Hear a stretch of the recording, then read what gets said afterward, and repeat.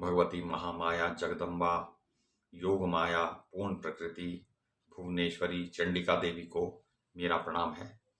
तो हम चर्चा कर रहे हैं देवी की लीलाओं की श्रीमद् देवी भागवत पुराण में। तो उससे पूर्व देव दानव जो युद्ध है जिसमें कि महिषासुर का वध देवी करने वाली हैं, उस युद्ध की बात हम कर रहे हैं कि उस युद्ध से पूर्व इंद्र पहुंचे बृहस्पति के पास, अपने गुरु बृहस्पति के पास, और कहा कि कुछ बताइए। तो उन्होंने उपदेश किया। फिर उन्होंने कहा ब्रह्मा जी के पास जाओ। तो इंद्र ब्रह्मा जी के पास गए और व्यास जी कहते हैं कि शचीपति इंद्र ब्रह्मा जी की शरण में गए और उन्हें प्रणाम करके बोले, पितामह, आप संपूर्ण देवताओं के अध्यक्ष हैं। इस समय महिषासुर नामक दैत्य स्वर्ग पर अधिकार करने के लिए अपने सैनिक बल का विपुल संग्रह करने के लिए अथक प्रयास कर रहा है। अन्य जितने भी दानव हैं वे सभी महिषासुर की सेना में सम्मिलित हो गए हैं। वे सब के सब युद्धाभिलाषी, महान, पराक्रमी एवं युद्ध की कला के विशेषज्ञ हैं। महाप्राज्ञ महिषासुर के भय से अत्यंत घबराकर अब मैं आपकी शरण में आया हूं। आपसे कोई बात छिपी नहीं है, अतः कृपा कर मेरी सहायता कीजिए। तो ब्रह्मा जी ने कहा, इस समय हम सब लोग कैलाश पर्वत चलें और भगवान शंकर और अपार बलशाली भगवान श्री विष्णु को अगुआ बनाकर युद्ध का कार्यक्रम निश्चित किया जाए, क्योंकि इस संबंध में भली भांति विचार करना आवश्यक है। जो लोग मूर्खतावश बलाबल का विचार किए बिना सहसा कार्य करते हैं तो उस मनुष्य का पतन हो जाता है। व्यास जी कहते हैं, देवराज इंद्र ने लोकपालों को भी साथ लिया और कैलाश के लिए चल पड़े। अब जो 10 ये जो लोकपाल होते हैं, तो लोकपाल हैं दिशाओं के जो अधिपति होते हैं। जो 10 दिशाएं हैं, उत्तर, दक्षिण, पूर्व, पश्चिम, ऊर्ध्व, अधः और इनके बीच के कोण। जैसे उत्तर और पूर्व के बीच में है ईशान कोण, पूर्व और दक्षिण के बीच में है आग्नेय कोण, दक्षिण और पश्चिम के बीच में है नैऋत्य कोण, और पश्चिम और उत्तर के बीच में है वायव्य कोण। तो इस प्रकार ये 10 दिशाएं हुई और अवान्तर दिशाएं हैं इनके बीच में। 10 में भी 4 दिशाएं और अवान्तर दिशाएं एवं उनके लोकपाल जो होते हैं, तो वो लोकपाल ही किसी राजा को नियुक्त करते हैं। जितने भी राजा नियुक्त हैं संसार में, लोकपालों की सहमति से हुए हैं। तो उनको भी साथ ले लिया और अपने अपने वाहनों पर बैठकर सब देवता चल पड़े।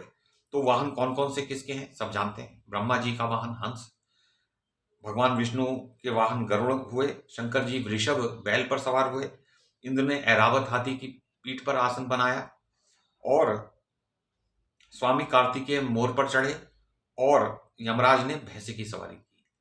सब अपने सैनिक बल को संभालकर ज्यों ही सभी देवता आगे की बढ़े कि तुरंत महिषासुर से सुरक्षित मदोन्मत्त दानवी सेना उन्हें सामने मिल गई। फिर तो घोर युद्ध प्रारंभ हो गया और देवताओं और दानवों की में आपस में भयंकर युद्ध छिड़ गया। वे परस्पर एक दूसरे को मारने काटने लगे। महिषासुर के सेनाध्यक्ष महाबली चिक्षुर ने हाथी पर बैठकर 5 बाणों से इंद्र को मारा। उसके बाद देवराज भी उसके प्रतिकार में लग गए। उन्होंने अपने बाणों से चिक्षुर के बाण काट दिए। साथ ही चंद्र संज्ञक बाण से उस चिक्षुर की छाती में चोट पहुंचाई। उस बाण से व्यथित हो जाने के कारण महिषासुर का सेना नायक चिक्षुर हाथी पर बैठे बैठे ही मूर्छित हो गया। तदनंतर इंद्र ने हाथी की सूंड पर वज्र का वार किया। इससे हाथी की सूंड कट गई और हाथी के प्राण प्रयाण कर गए। हाथी मर गया, क्योंकि वज्र में विद्युत की शक्ति भी छिपी होती है, जैसे बिजली गिर जाए किसी। उसकी सेना में भगदड़ मच गई। यह देख दानवराज महिषासुर क्रोध से तमतमा उठा। उसने तब विडाल नामक पराक्रमी दानव से कहा, महाबाहो, तुम तो बड़े शूरवीर हो। इंद्र को अपने बल का घमंड हो गया है। तुम जाओ और उसे परास्त कर दो। साथ ही वरुण प्रभृति जितने देवता हैं उन्हें मारकर मेरे पास लौट आना। तो यहाँ ये जानना आवश्यक है, बता देना आवश्यक है कि वरुण जो है वो बहुत बड़े योद्धा है। वो तो बहुत ही भयंकर युद्ध करते हैं वरुण, और ऐसे ही यमराज हैं। तो व्यास जी कहते हैं कि विडाल असीम बलशाली वीर था। महिषासुर की बात सुनकर वह मतवाले हाथी पर सवार हुआ और इंद्र के साथ युद्ध करने लगा। तो उसे आते हुए देख इंद्र ने विषधर सर्प की तुलना करने वाले बाणों से विडाल पर प्रहार करना आरंभ कर दिया। विडाल ने तुरंत ही धनुष से छूटे हुए बाण के द्वारा इंद्र के बाण काट दिए। साथ ही 50 बाणों से इंद्र को चोट पहुंचाई। तो इस प्रकार यह युद्ध का वर्णन हो रहा है, तो इसको क्षत्रिय लोगों के लिए ये रोचक है, उससे उनकी जानकारी भी बढ़ती है कि किस प्रकार युद्ध हुआ। तो जिस प्रकार विडाल के प्रयास से देवराज के बाण कट गए, उसी प्रकार देवराज इंद्र ने उसके विडाल के बाण काट डाले और इस प्रकार आपस में वो युद्ध कर रहे हैं। तो उसके बाद इंद्र ने विडाल के हाथी की सूंड पर गदा से प्रहार किया। इससे गदा लगते ही सूंड धड़ से अलग हो गई और फिर तो वह हाथी पीछे मुड़कर चिंघाड़ता हुआ अपनी सेना को ही कुचलने लगा और भागा। अब सैनिक भय से घबरा उठे। तो विडाल अब एक सुंदर रथ पर सवार हुआ और इन देवताओं के सामने डट गया और फिर सब देवता उस पर अपने विषैले और तीखे तीर छोड़ने लगे। महाबली विडाल ने भी लगातार बाण वर्षा जारी रखी और इंद्र और विडाल दोनों का भयंकर युद्ध चलने लगा। उसके बाद उन्होंने विडाल को विशेष बलवान देखकर इंद्र ने अपने पुत्र जयंत को अग्रणी बनाया और तब वे उस दानव के साथ लड़ने लगे।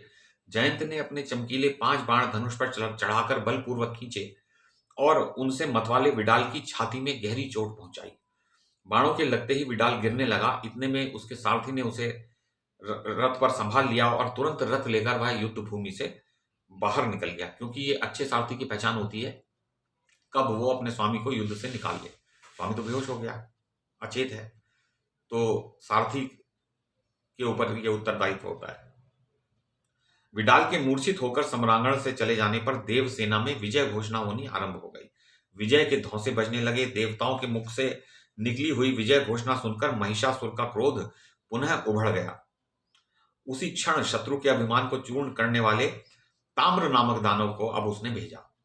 आज्ञा पाकर ताम्र बहुत से सैनिकों के साथ सम्रांगण में आया और इस प्रकार बाण बरसाने लगा मानो मेघ समुद्र में जल उड़ेल रहा हो। बाणों की वर्षा उसने झड़ी लगा दी। उस समय वरुण पाश लेकर तथा यमराज दंड लेकर दानवीय सेना पर टूट पड़े। फिर तो देवता और दानव दोनों में रोमांचकारी युद्ध छिड़ गया। यमराज के द्वारा फेंके हुए दंड से महाबाहु ताम्र घायल हो गया, फिर भी युद्ध भूमि से एक पग भी वो पीछे नहीं हटा और उसने वेग पूर्वक धनुष खींचा और तीखे बाणों का प्रयोग करके इंद्रादि देवताओं को आहत करना प्रारंभ कर दिया। देवताओं को भी असीम क्रोध हो आया था। वे अपने दिव्य बाणों से दानवों को मारने और ठहरो ठहरो कहकर गर्जने लगे। देवता उनकी मार पड़ते ही ताम्र युद्ध भूमि में ही मूर्छित हो गया। दानव सैनिक बड़े जोर से हाहाकार मचाने लगे। भय से उन सबका हृदय थर्रा उठा था। तो यहाँ पर अध्याय 5 समाप्त हुआ, जिसमें कि हम देख रहे हैं कि दानवी सेना के जो वीर हैं वो देवताओं से पराजित हो रहे हैं। अभी तक महिषासुर युद्ध भूमि में नहीं आया है। तो अब अगले अध्याय में हम देखते हैं कि महिषासुर आदि के साथ भगवान विष्णु और शंकर का युद्ध होगा और फिर उसके बाद वो उनसे मर तो सकता नहीं। फिर देखते हैं कि क्या होता है और उसमें देवताओं की पराजय होनी है महिषासुर के हाथों। तो व्यास जी कहते हैं कि ताम्र नामक दैत्य के मूर्छित होने पर महिषासुर ने कुपित होकर विशाल गदा उठाई और वह स्वयं देवताओं पर टूट पड़ा। देवताओं ठहरो, तुम सब लोगों को आज मैं गदा से चूर्ण किए देता हूं। तुम सदा से ही निर्बल हो, जहां कहीं भी इच्छानुसार बलि खा लेना तुम्हारा स्वाभाविक काम है। अब जो लोग यज्ञ करते हैं, वो जो यज्ञ में देवताओं के नाम से बलि समर्पित की जाती है, तो उसके बारे में वो व्यंग कर रहा है। यों कहकर अभिमान से चूर रहने वाला महिषासुर इंद्र के पास पहुंच गया। इंद्र ऐरावत हाथी पर बैठे थे। महाबाहु महिषासुर ने उनके कंधे पर गदा से चोट पहुंचाई। इंद्र के कंधे पर। इंद्र भी सावधान थे। उन्होंने भयंकर वज्र से दानव की गदा तुरंत काट डाली। अब महिषासुर को मारने के लिए वे बड़ी शीघ्रता से आगे बढ़े और महिषासुर ने चमचमाती हुई तलवार हाथ में ली। तो आगे बढ़कर दैत्य ने उन पर तलवार चलाना आरंभ कर दिया। तरह तरह के आयुधों का प्रयोग करके वे लड़ रहे थे।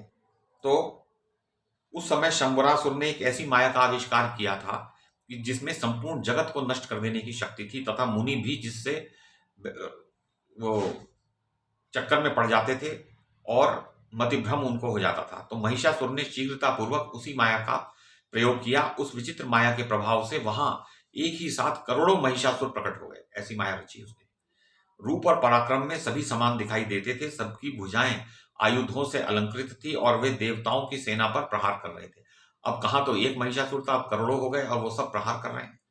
ऐसी स्थिति में दैत्य द्वारा रची गई उस मोहकारी माया की भीषण रचना देखकर इंद्र के मन में भय के कारण अत्यंत घबराहट उत्पन्न हो गई। अब इंद्र घबरा गए, भाई ये क्या हुआ। अब वरुण, कुबेर, यमराज, अग्नि, सूर्य और चंद्रमा, इन सब के मन में भी महान त्रास छा गया। सारे के सारे देवता डर गए, घबरा गए। अपनी विचार शक्ति खोकर ये सभी देवता भाग चले। अब वो त्रिदेवों को आमंत्रित करेंगे युद्ध के लिए, तो हम कल पढ़ेंगे इस विषय में। महामाया जगदम्बा, आद्या शक्ति, परमेश्वरी, भुवनेश्वरी, योग माया, पूर्ण प्रकृति, चंडिका देवी जी को मैं प्रणाम करता हूं।